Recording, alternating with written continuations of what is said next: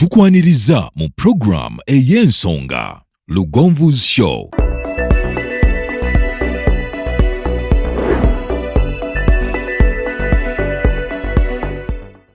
Africa yonna tuwuliriza Lugonvu Show.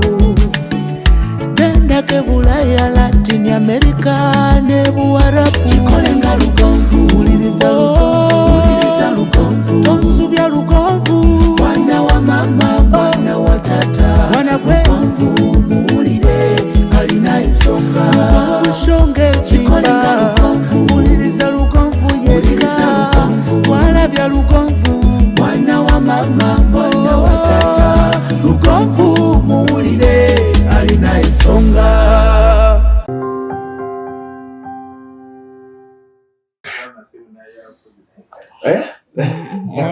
Ebifuzi byanta magwe kankubuulire. Ebifuzi byanta olaba ebibuke kasa business zo gwo osigala ofira.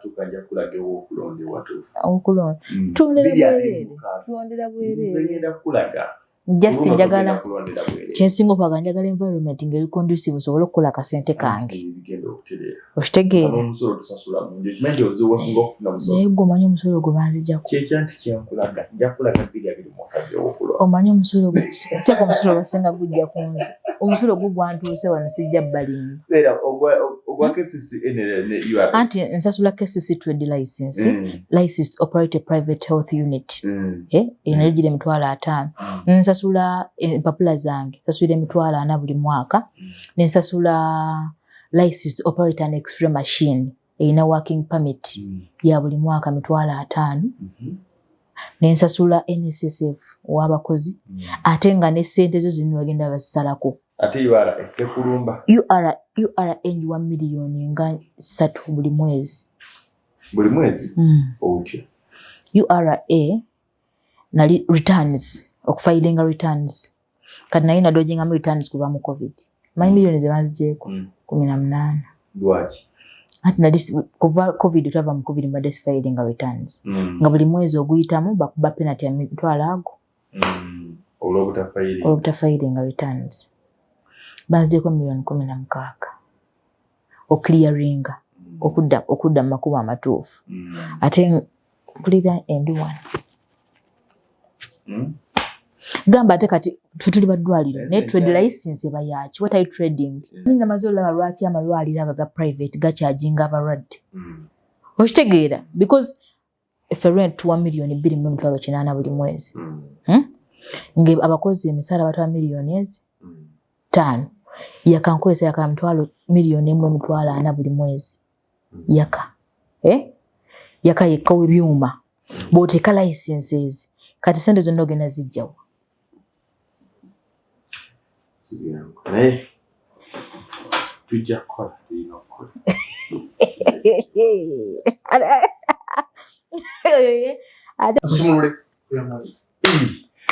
Nkwaniriza njagala kubaza okuba ng'otwegaseeko gyesinzira okubeera ng'otulaba mwebali nnyo mwebali ddala abali mu bitundu bya Uganda eby'enjawulo abali wabweru wa Uganda mwena mbalamusizaako kansubire nti wiiki etambudde bulungi etambudde barabara.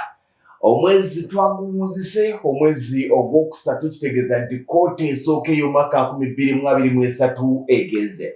Tuyingidde kooti ey'okubiri ey'omwaka 2023. Ekibuuzo ekiriwo olinako ky'olaba ky'osobodde okuba ng'otandikawo bw'obanga enteekateeka zo zaali za bukadde 10 mu mwaka 2023 olina okuba nga mu kooti esooka obukadde 2.5 obufunye obuwezezza.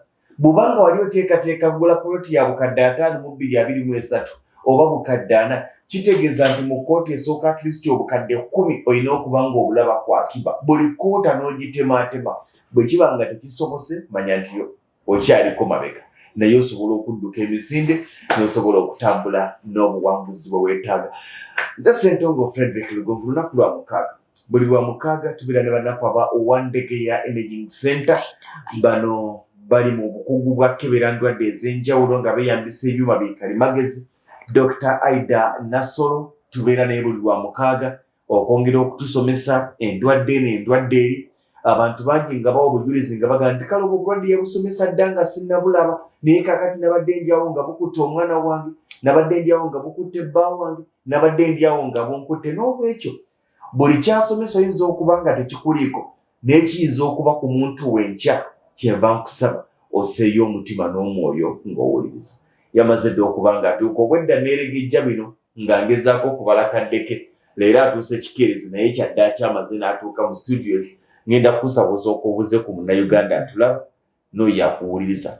Jamu yabadde omungi ekiro kino. Munnayuganda yekayeka byatulaba. Anti bannayuganda obaali bwe lwasigala Munnayuganda. Ate nga nafunye abayindi abalala Lugonvu show. Yes, I'm looking for an imaging setup.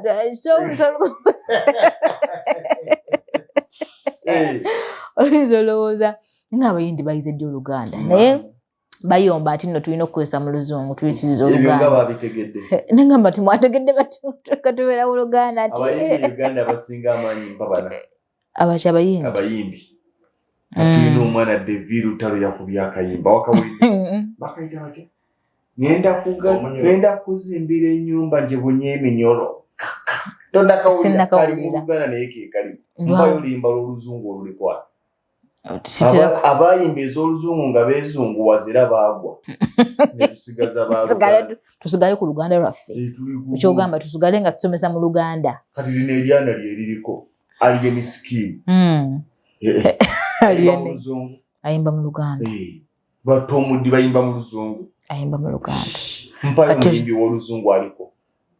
Omuyimbi w'Oluzungu. Olaba ne Juliana okuvayo bamala kukyusa ne bava mu Luzungu ne badda mu Luganda maama mbiri. Badde tusigale mu Luganda. Bannayuganda tubasanyukidde nnyo okubeera nga mubeerako ne mwongere okutwagala n'okutuwuliriza. Omanyi mulimu agamba biki byebasomesa naye mulimu agamba nze kannendembeko ne kyenjiga. Ate bino si bya buli omu. Omanyi si buli omu talina okumanya.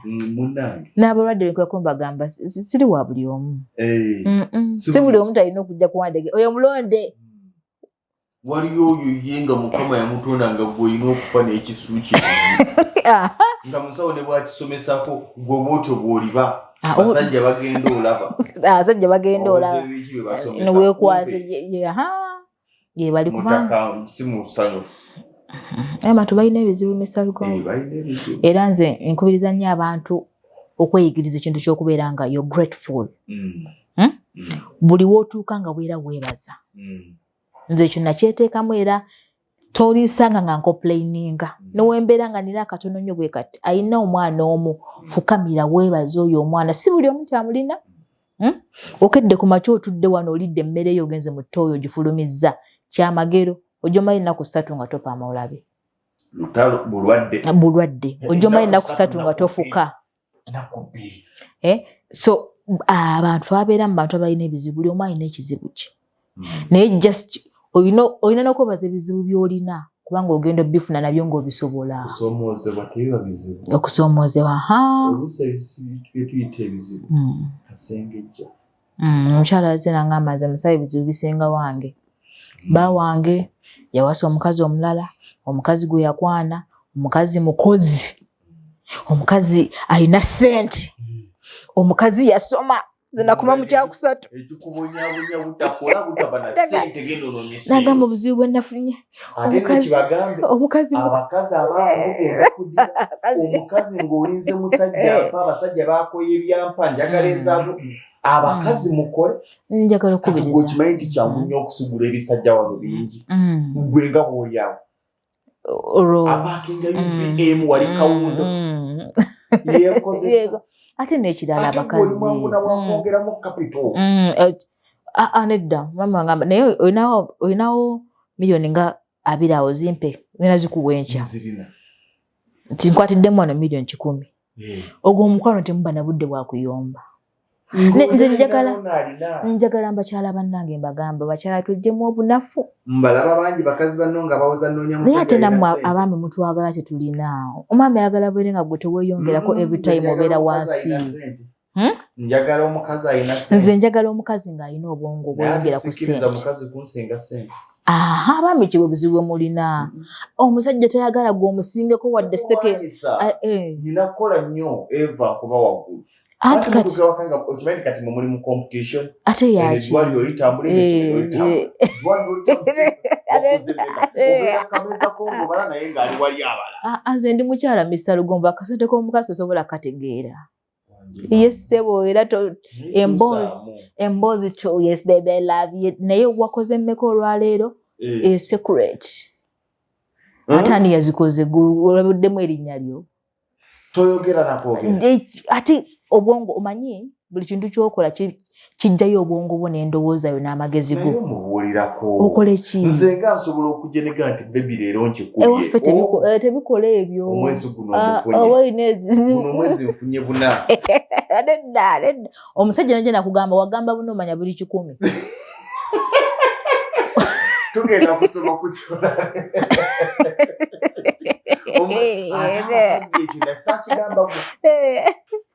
abasajja ayagala kubeera ng'akaaba ate obwo bonna obukozese era akwavuwaza oza munja kulongoosaamu mugabane oligule akanyama okaguleza empeerera abaana omukazi yadda oyira omukyala gwe mmadde nkunyumiza yangambye nze musawo nzagula engoye z'abaana ewaka nzagula ebikopo mu nnyumba nguze ebijiiko kyokka agenze n'afuna omukazi mulunzi wa nkoko alina ekoko ng'emitwalo 2 nze omusajja gw'olaba tagula kapeti mu nnyumba olaba mu kisenge nze yateekayo sabbuuni mugamba wake up please lekeraawo nze emboozi z'okubamba kubyeko ekibaati kiruma nnyo okubako omukazi ekibaati nga mukozi okukusinga omusajja aba alaba valiyo mbaye abasajja bagezi ate gamba bakazi banno abasajja tetukyatunulira bino busimanyi n'akayiro simanyi weekuba lipstick wena wena oweddeyo akabuno kaki akazigo mumanyi ogatta ki ku nnyumba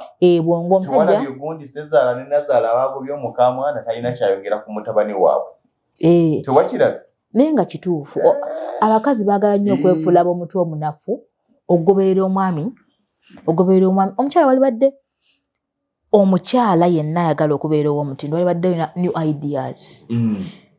ideas kitegeeza omwami amugamba naye enkoko twalunze 10 naye twongereko tukole gumu kitundu tusaplayinge bano tusaplayinge ne bano tusaplayinge ne bano tusobole okwongera income naye omukyala ayagala alinde omwami alunde enkoko ate asabe ssente ezivudde mu nkoko. Yes. Tugenda kusookera mu bakyala.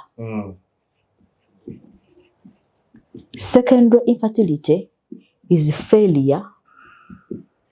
Tuli ku mukyala tugenda genda ne ku baami of a woman asigenda kubiwandiika byonna.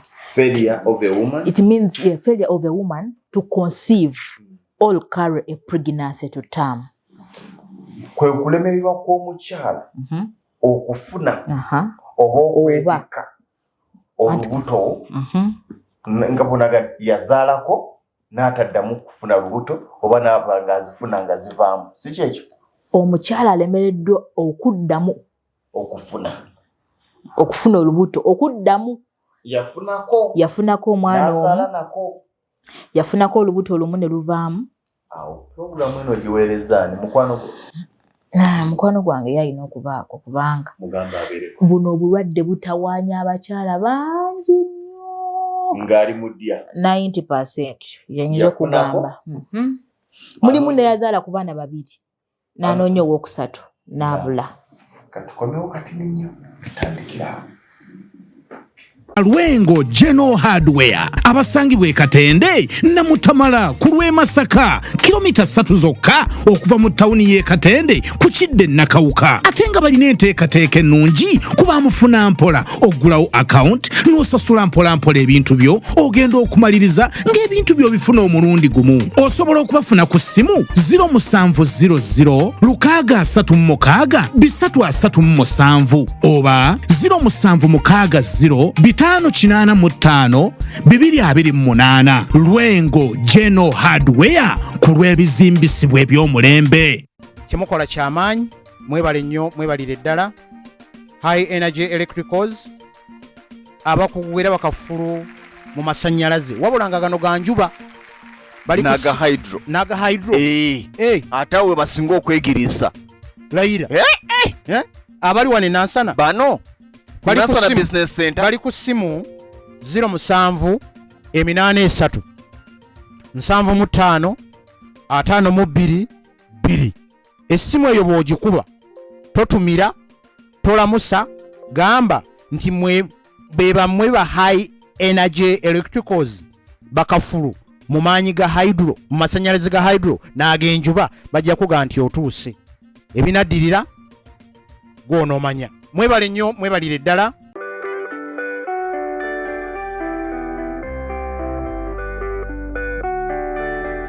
Tukwaniriza oluganda alieyo amanya agange nze musawo Aida Nassolo omusawo omukugu eyakuguka mu kukebera, that is imaging specialist, imaging okukebera mu bifaananyi mu scan ne mu x-ray. Oluganda alieyo otawanyizidde endwadde nnyingi naddala mu bakyala. Tulina infertility, okutawanyizibwa okunoonya omwana, tulina erectile dysfunction, ebitawanyiziddwa abaami, tulina okulumizibwa mu mugongo, the back pain, tulina okulumizibwa mu ndira abakyala. Oli eyo obwadde bukutawanyiza naye tomanyi obuzibu buvaawa, otuuse ku bakugu okukukebera, okutegeeza ensonga lwaki ebyo byonna bikutuukako. Teweesibaako bulwadde, jangu okeberebwe omanye ekikuluma osirike. Bitunulako mu kamera tugende. Nkyali nawe kyali nange nyongera okwebaza omulabi wa Local Vision Show. Tukyali ne musawo Aida Nassolo okuva ku Wandege ya Imaging Center. Bw'obanga weetaaga keberwa naddala nga tweyambisa ebyuma okuli scan, x-ray n'ebiringi ebyo, ojja kuddukira wa musawo Aida Nassolo ku Wandege ya Imaging Center. Ojja kubasanga awo Wandege ya kasita otuuke Wandege ya buuze wali Africa Pharmacy. Bw'obuuze wali Africa Pharmacy ne bajja okulaga oluba okugiva kudda ku Africa Pharmacy ku kizimbe kya kalina ya Africa Pharmacy ku stage wa parking ezidde Kamwocha. Tunula maaso ogenda kulaba ekipande kya langi ya blue ne red kuliko Wandege ya Imaging Center. Ojja kuba otuuse awo wennyini. Musawo tuli ku secondary infertility. Failure to conceive or carry pregnancy to term after previously giving birth. Nga wazaalako kubanga n'omuntu twagamba omuntu avuddemu olubuto ku weeks 2 aba azadde. Kubanga n'okuvaamu olubuto oba walufuna.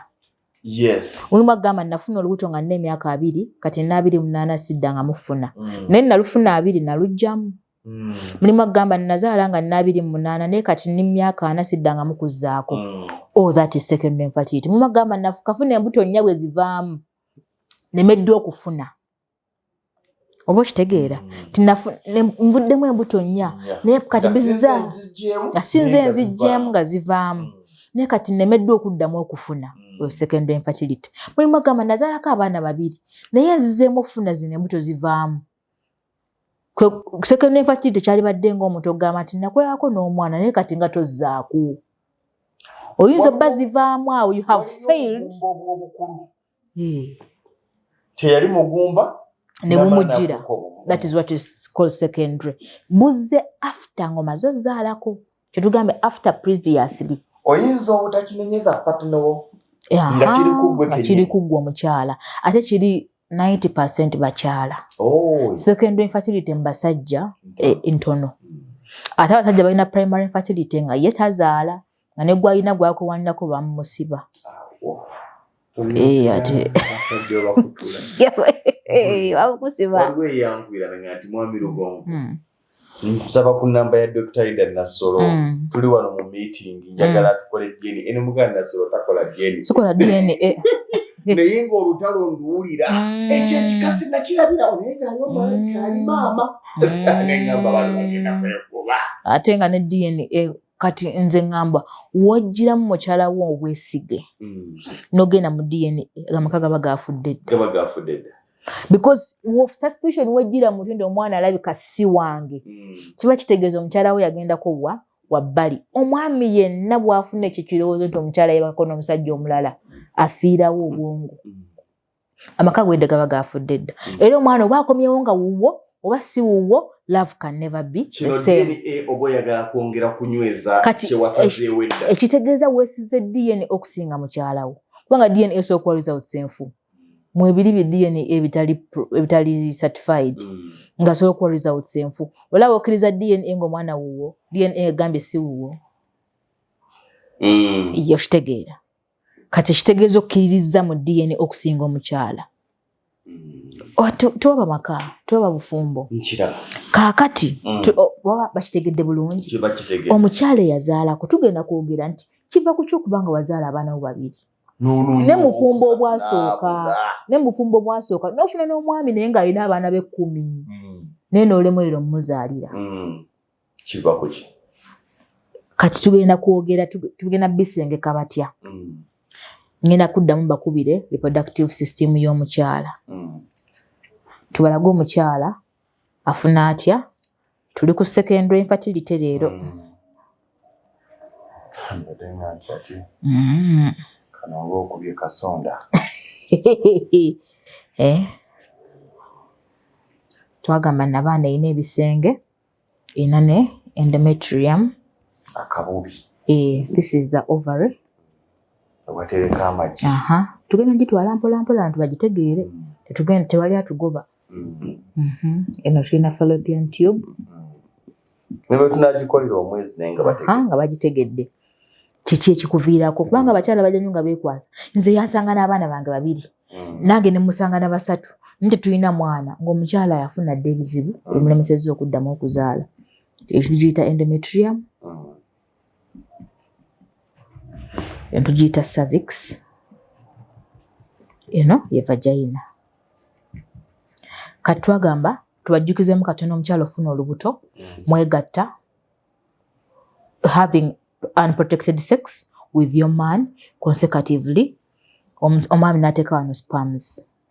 Omwami olulira nti maze sperms zisibira wano ku cervix. Mu cervix mumwa ne ziyitamu ne zijja nga zidigida ne zijja ne zaasembulinga wano. Teziyingira kabubi endometrium. Ate endometrium zaagalayo. Sperms ngezi nnyo zijja bwe ziti. Zo zimanyi ew'okulaga. Zibeera wano nga ziswami.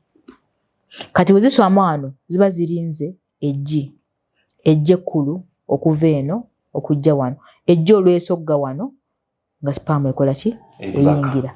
Era sperm emala okuyingira teddamu kukkiriza kintu kirala kyonna kuyingira. Olwedde eba esiirinze, eggi wali esiirinze pa. That is the male and female garment. To form a zygote. Meet and form a zygote. Yes. Biology? Yes. Biology. Biology. Reproduction. Senior 4. Buli omu yaziyitawo reproduction senior 4. Yes. Biology era guno omwaka abaana bayise biology abadde batono nnyo. Muzibu. Biology muzibu. Ku A-level abaana bayise biology abadde batini nnyo. Kira kwongera okukendeza ku namba y'abasawo. Kuzo omusawo yino okuyita biology. Ne chemistry ku A-level. Nena ate ku O-level. Ate O-level. Branching ku O-level. No so much. Nursing. No so much. Nsomani mara nefuna diploma. Neyongere nenkusa diploma nefuna degree. No degree yachi. Ya nursing. Anti kati osoma ku senior 4 mala senior 4 kwa certificate mu nursing. Noddayo emyaka 3 n'okwa diploma mu nursing. Noddayo era kisinzira kyosazeewo. Kyosazeewo okusoma. Naye wano kati woba oyagala kola imaging ogenda ku A-level n'okola physics, chemistry ne biology n'obiyita n'ojoininga university. N'ogenda n'okola bachelor's degree in medical imaging myaka 4. But the principle is physics, chemistry and biology. Obiyita ng'owangudde. Because the physics is the machine, chemistry and the biology is the core we are talking about. Kaakati tugambe zygote ekoze eki? Katugenda kugera ku muntu eyali aforminze ekoze zygote. Naye kati eganya okuddamu forminga. Alemereddwa okuddamu okufuna. Ekitegeeza obuzibu buyinza okuba ku mumwa gwa nnabaana nga gwaziba. Nkuwadde just examples. Ngenda kuwa causes ngenda zijja nzilininga. Biri ebintu bibiri. Naye tubisengeke bulungi. Waliwo okubanga olemereddwa okuddamu okufuna olubuto kati kye tuliko. Okuddamu tunaafuna olunaku ne twogera oba olemereddwa olufuna naye nga luvaamu.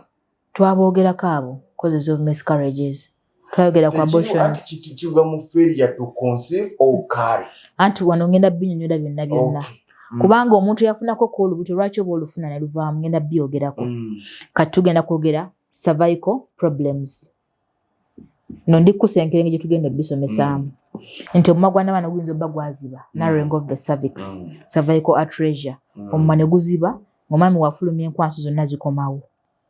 Abakyala tugalaba noga amazzi gonna gakomyewo. Ng'omumwa gwaziba. Omumwa n'abaana gwaziba oba gwafunda. Mulimu okuziba, what we call cervical atresia is narrowing, gufunda ne guyanga tekukyakkiriza nkwanso kuyitawo. Ng'enkwanso zisanga wano kasiiru. Mwami agamba nze ntaddemu naye ng'alisse wano mu vagina. Bwe tunaavaawo tugende ku structural problems. Structure ziri so much uterine. Nga wafuna damage ku yo structure. Ze tugenda osookerako. Structure yo nga gwe omukyala wafuna damage. Damage eyinza okuba ku nseke, damage eyinza okuba ku nabaana, damage eyinza okuba ku magi, oyinza okufuna accident. Oyinza okufuna actually ngendo osookerako zino. Tugenda kufuna uterine problems. Ebizibu nga biri ku nabaana. Nga wafuna just oba obulwadde ne butawaanya nabaana. Tugenda kunyonyola obuzibu bujja kuta ku nseke n'olemererwa okuddamu okuzaala ziyinza okuzibikira. Enseke ne ziblockinga nga sperm tekyayitawo ku meetinga ggi okukola zygote. Tugende ku bizibu ebikwatagana n'amagi. Wano tujja kwogera ku bakyala abasukka emyaka 35. Kubanga kino kiri common era abakyala ajja n'agamba nafuna embaga nga nina emyaka 4 naye omwana abuze. Era twogere ku bakyala abakuze lwaki batera okufuna ebizibu n'okuzaala bano bazaala n'abaana abalina obukyamu. Tugenda kukyogerako. Naye mbadde nsaba tusookere lwaleero tusookere ku structural problems. Structural problems, structure kitegeeza ku structure ye y'omukyala yafuna obukyamu. Problem eyinza okutuuka ku nabaana. O kye tuyita uterine adhesions. Twagambe ne cervix.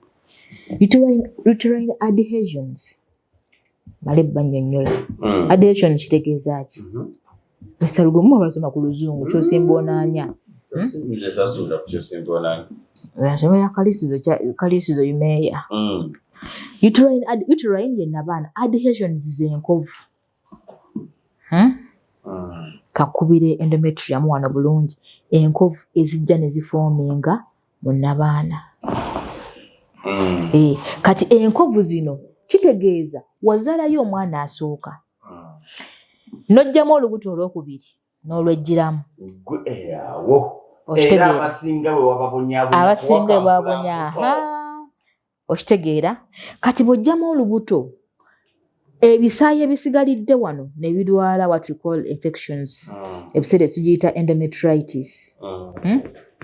Kaakati bw'olwala nabaana eno ebiwundu ebisigaliddewo bikola enkovu mu nabaana. Ekyo kijja mu bantu abakola previous abortion. Abortion eno wagijjamu naki? Omuntu ayinza okukozesa abortion n'akozesa what we call mano vacuum evacuation. Batekayo ka tube ne basiikayo. Ayinza okukozesa what we call dilatation and curettage. Ne bayingizaayo ekyuma ne kikalakata naddala olubuto olususiza emyezi 3. Ekyuma we kikalakata kireka damage. Tuli ku structural problems. Wafuna damage ku system. Kyaleeta damage eyo ebimu bye twatukoze. Kyekugamba nti previous abortion ng'okozesa MVA, D and C oba cesarean section. Ng'omusawo yakulongoosa yakola damage ku nabaana. Omusawo ayinza okudda n'asaliramu ne parts ez'omunda. N'onoonya omwana ow'okubiri. N'onoonya omwana ow'okusatu nga there was a damage incurred to your system. Era abakyala we tuba tukola x-ray ekebera nabaana n'enseke. Omukyala omubuuza naye wajjamu mmeka? Tomubuuza wali ojjemuko ku lubuto? Mugamba wajjamu mmeka? Nze sijjangamu ku lubuto ndi mulokole. Because there ndi muki?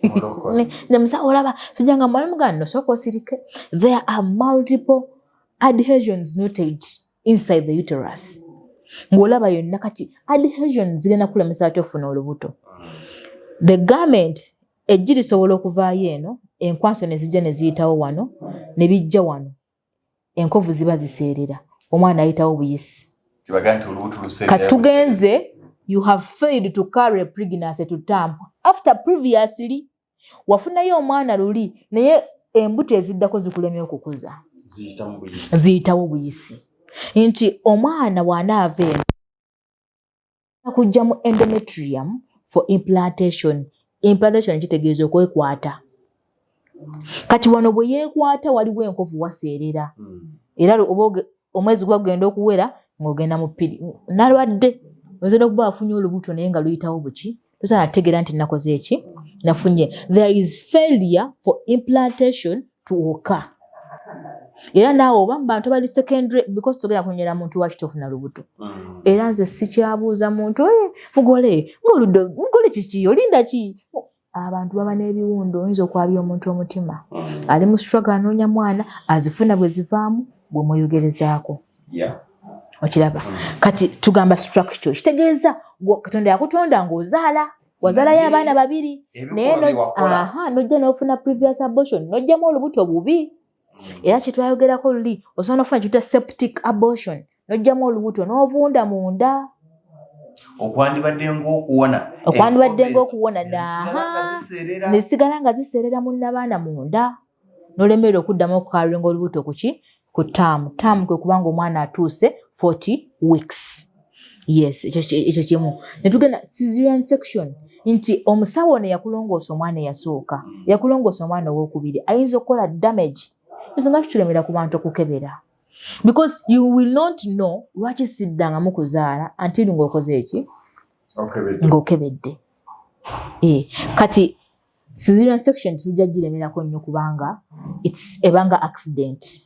Teri musawo ajja kugenderera kunoobula n'abaana teri musawo ajja kugenderera kunoobula nseke but it comes like an accident naye nga kisoboka okulemesa okukola ki okuddamu okuzza ku mwana. Yes. Ekirala infections zireeza batya secondary infertility.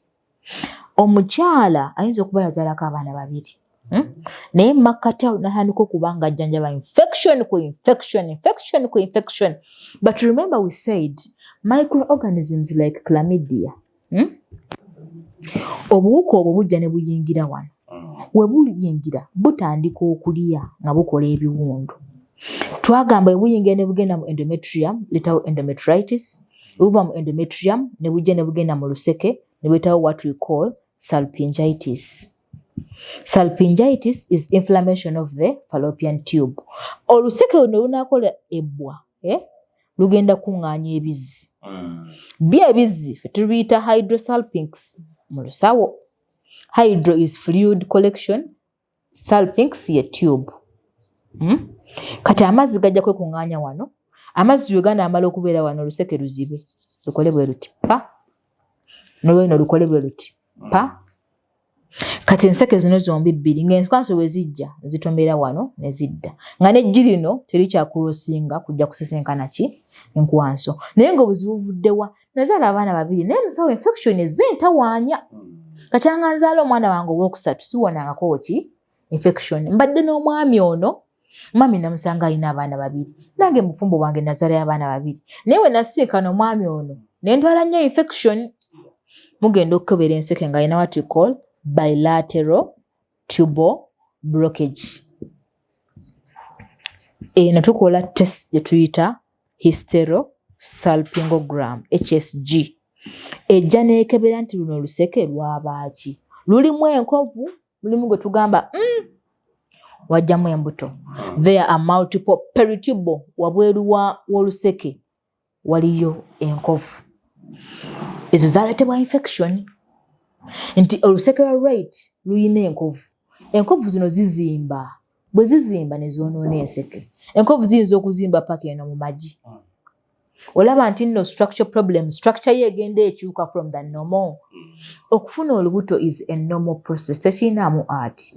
Weegatte n'omwami wo ateeke wano enkwanso nga system yo nnamu mu nnaku entuufu bijja kwesisinkana bikole omwana. taddemu n'amaanyi naye bw'olaba nga mwegasse tetwababuulidde emyaka bw'olaba nga mwegasse okumala omwaka mulamba ate ofuna lubuto oyingidde abagumba omwaka mulamba singa obeera ng'oli below 35 years kanootinge bw'oba oli myaka 35 okudda wansi n'ogezaako omwaka mulamba ogenze mu secondary what infertility bw'oba olina emyaka 35 and above owulira 35 years myezi 6 gikumala bw'ogezaako myezi 6 ng'osukka emyaka 35 ogenze oludde mu secondary infertility tolina kyogamba waawo omukyala asusiza 35 years emikisa gy'okuzaala giba gigenda gikola ki gikendeera kati tukuwa ggwe emyezi 6 gyokka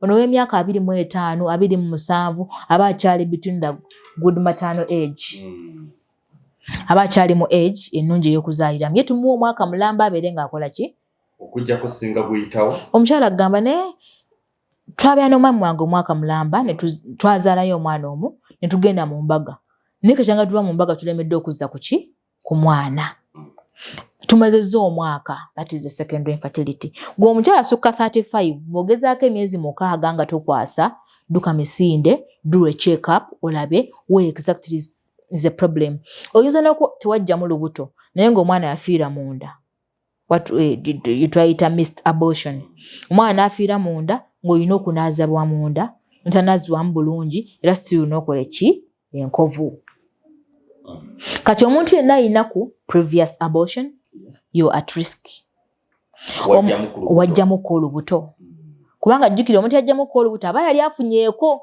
tumuteeka mu secondary si oli omugumba ye yali afunyeeko ki omugumba ye muntu atafunangako kakyanga abaawo oyo primary infertility tujja kumwogerako omuntu ali at risk era koze gwali balongoosezaako omuntu basobola okulongoosa fibroids what we call the uterine fibroids ebizimba mu nnabaana fibroids ne bajja ne bazirongoosa kyova nagamba cesarean section ewajjamu fibroids jukira baddira ne basala cu ne bagikutula ku ki ku nnabaana fibroid eyo bwe bagikutudde wano walekawo adhesions enkovu eziyinza okuba nga ziremesa omwana ono okuddamu okwekola ki okwekwata ku nnabaana so kati a person at risk wali okozeeko ku previous abortion wali okozeeko ku D&C bali bakuyingirizayo ekyuma wansi ne bajjamu ki olubuto wali ofunyeeko infections more so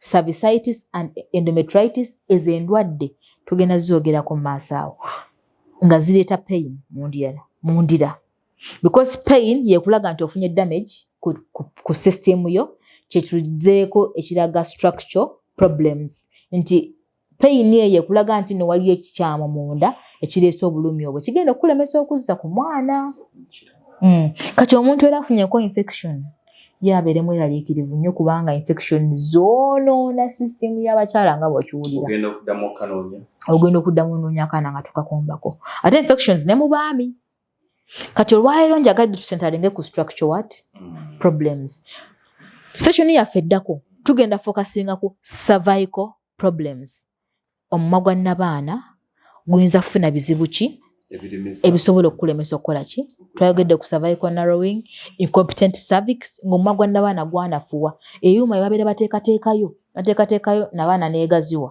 kati ne bano bagundi bamalaaya nabo bafuna ekizibu kyekimu bamalaaya bajjamu nnyo embuto sina kujja nti nabunde gundi mashini yabwe ekola nnyo kati yatuuka nenafuwa simanyi sikiwanga nnyo obudde kiwa research naye nga kyemmanyi bamalaaya bajjamu nnyo embuto abagenze live n'afuna olubuto n'alujja waliwo bamalaaya abagenderawo waliwo agenderawo ayinza okuba akusaba ssente oyagala live osasula zino longo shoti nakolako omukyala nga gwe omulimu gwe naye n'agamba ebizibu byagufunyemu yajjamu nnyo embuto ate n'aguvaamu n'afuna omusajja n'abula omwana kati omwana abuze ne Mr. Lugonvu manyi obulumi omukyala bw'obeerako nga tonazaalamu obufumbo gwe yagufunamu ekiryawo ate ogwo omulimu gwa kikolimo bantu bakusangawa tuwe ennamba y'essimu kati abalayi baffe kukwata pen n'olupapula tugenda tugisensera mpola otategedde abantu babuuza ebibuuzo bya prostate tujja bafuinayo olunaku kyaka nga omwezi guggwako mwezi gugenze kuggwako 0753 0753 0753 29 29 79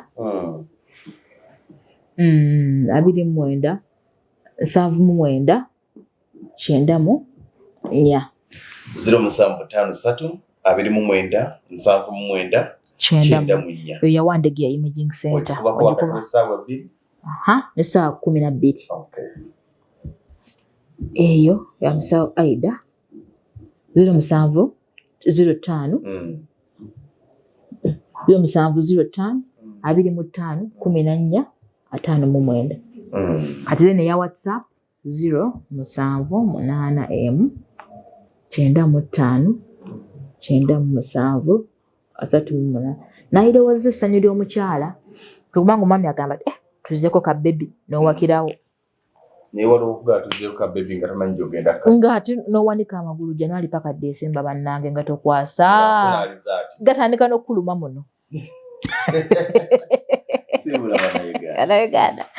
so katutandise kusekera facility abakyala buli muno gw'omanyi eyo ali eyo nga anoonyezza omwana ate nga yazaalako bambi mwagalize ayige ne waba kyazze naye abakimanyi nti mwana najjamu tonyinza okuba nina uterine adhesions nyinza okuba nina endometritis nyinza okuba nina blocked tubes because tuwawulidde biki ebiyinza okuleeta enseko zibikira naye nga tubogeddeko katono tugenda kwongera ebigenda munda omulabi waffe ayongere okutegeera naye nga tubebazizza nnyo mwebale nnyo mwebale ddala okubeerako tumiddeko ab'ekaliisizo gyenva wali kaliisizo matale oye mwebale nnyo kubeerako mwebale nnyo kwagala kuyiga mwebale nnyo kwagaliza bannakaliisizo so bannakaliisizo bava ekaliisizo ne bajja ate balayi ba Lugonvuzi Shose batumirangako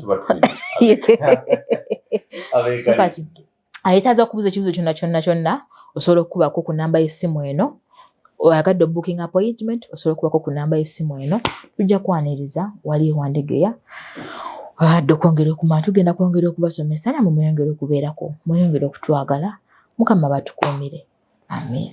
Sinza kweyongerayo okujjako okubaagaliza ekiro ekirungi. Eyo yebadde program Lugonvuzi Show. Africa yonna tuwuliriza Lugonvu Show. Genda ke Bulaya, Latin America ne Buarabu. Chikolenga Lugonvu, wuliriza Lugonvu. Tonsubya Lugonvu, mwana wa mama, mwana wa tata. Mwana kwe Lugonvu, muwulire alina ensonga. Lugonvu shonge chikolenga Lugonvu, wuliriza Lugonvu yeka. Walabya Lugonvu, mwana wa mama, mwana wa tata. Lugonvu muwulire alina ensonga.